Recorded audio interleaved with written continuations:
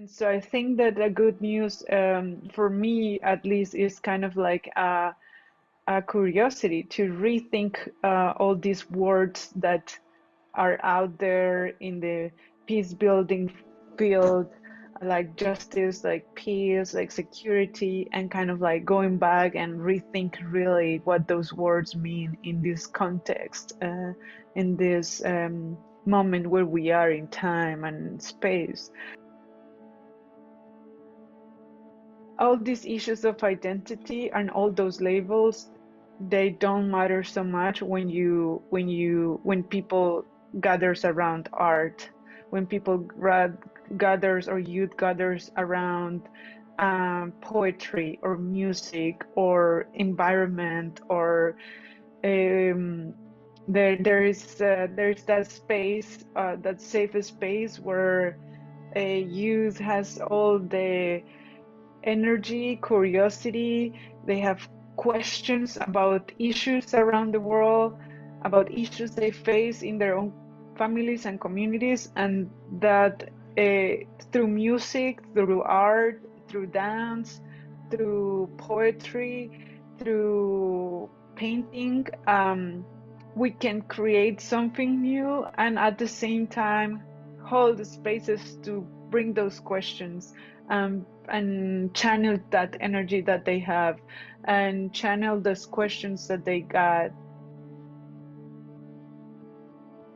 I've never taken therapy before because I grew up in a country where like therapy, no, we're busy, like you need to work, like and so I was always had this weird feeling about therapy, but I really like the approach of Maria Jose, because it was not like the typical, I give you a diagnosis and this is what you have to do and these are all the steps and you're gonna get better if you follow A, B, C, D, E.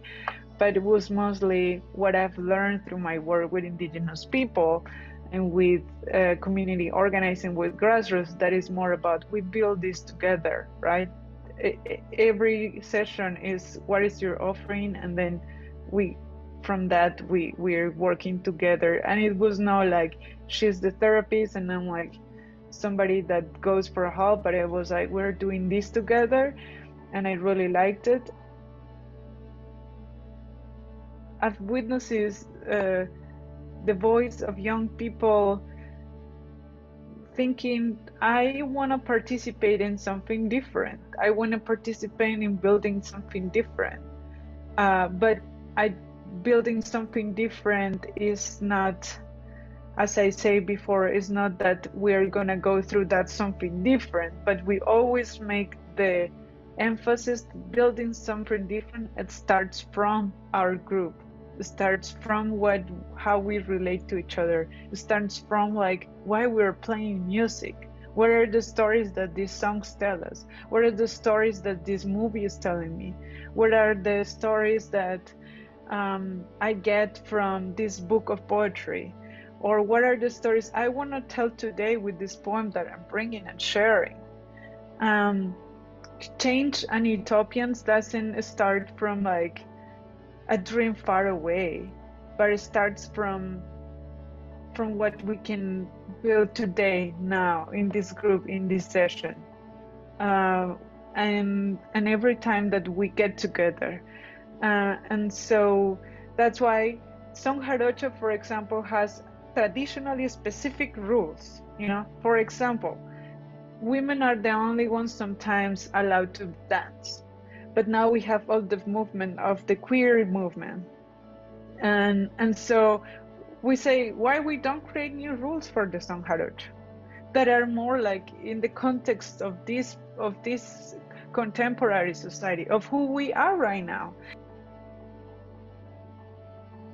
I see young people that they are the good news, they are the good news. That young people, new generations are the good news always. We just have to give them a space to thrive, because I think society has been so busy working towards another, like going into a more progressive world, or who knows, technology-wise or whatever, and like the good news that are out there, these little seeds that are growing, we just have to water them. But when I started the international class, all the examples, for example, that we're talking, or all the activities about performing have been very useful for me to bring back to my community and the communities I work with. I sometimes feel very insecure about the methodology I use for my community because I don't want to create harm. I always want to bring things that doesn't harm anyone, and sometimes I question a lot about, is this actually working, is this actually good or not? But with the Eastside Institute I've learned, like, it's not only my responsibility, it's the community responsibility.